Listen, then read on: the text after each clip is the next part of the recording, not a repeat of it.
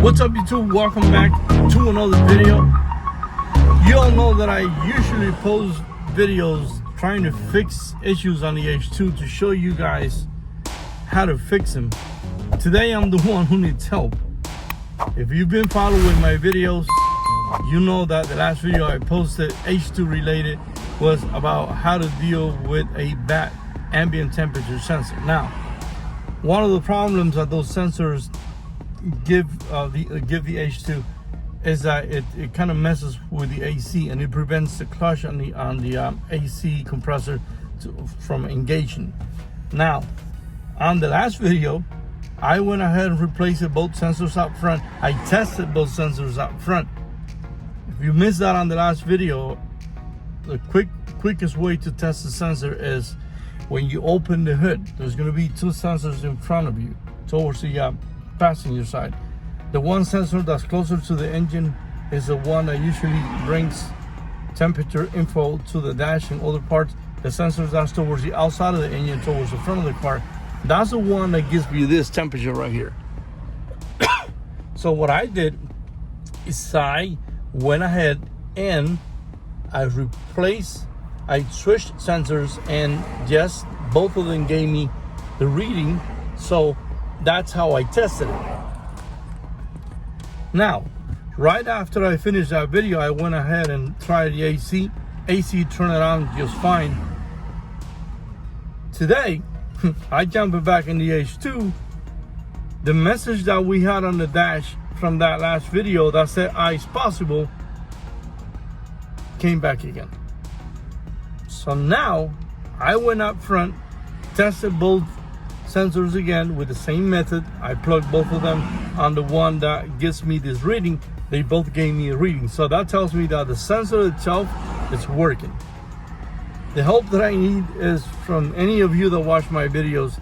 If you've ever been in a situation where your AC clutch tries to go on but it shuts off again, tries to go on but it shuts off again, tell me what have you tried to fix that. Now, as far as I can tell, the compressor fuse on front, it's fine. The relay is fine. There's Freon on the compressor. I know for a fact that the compressor stopped working when these ice possible message came in.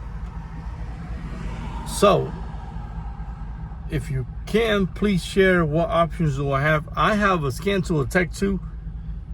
If you're more familiar, like if you happen to be a mechanic that has a lot of hours on the Tech 2, if there is any way or any diagnostic page that I can get into the Tech 2 to check the AC compressor itself, please let me know, because I looked at the Tech 2 and I cannot find for the life of me a page on the Tech 2 that gives me access to the compressor or that shoots any error messages or anything like that. Again, I'm not a mechanic. I'm not a GM mechanic. I have mentioned these on all my videos. I just bought the Tech 2 and I've been learning as I go. I used to have someone that will have more experience with the Tech 2. I don't have access to that person anymore. Again, any solutions to the problem or anything that you think might be the solution to the problem, please post it down on the comment section, or if you follow me on Instagram and message me on Instagram. I'm open to try anything just to get this issue sorted out. Now, one thing that I want to mention to you guys is that on this line right here, I don't know why I keep checking on this guy right here.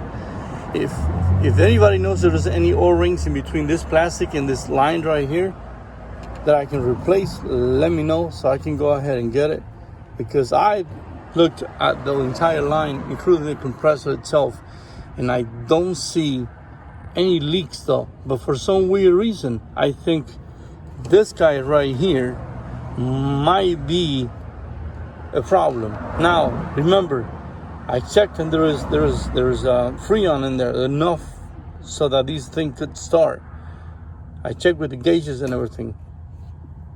But just to make sure, kind of like be preventive or whatever, if anybody even knows if there is an O-ring in here somewhere that it needs to be replaced over time, let me know so I can go ahead and replace that. Because again, this AC has not been serviced probably, I don't know, probably since the last time this was at the actual dealer, and that, according to the service records, was a long time ago. So let me know what you know. Again, quick recap. Ice possible message came back on the dash. That means that there's something going on with the sensors. I tested both sensors. They checked out.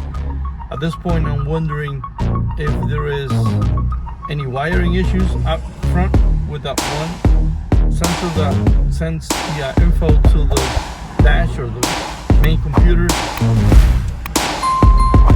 Help me out. Thanks a lot for watching.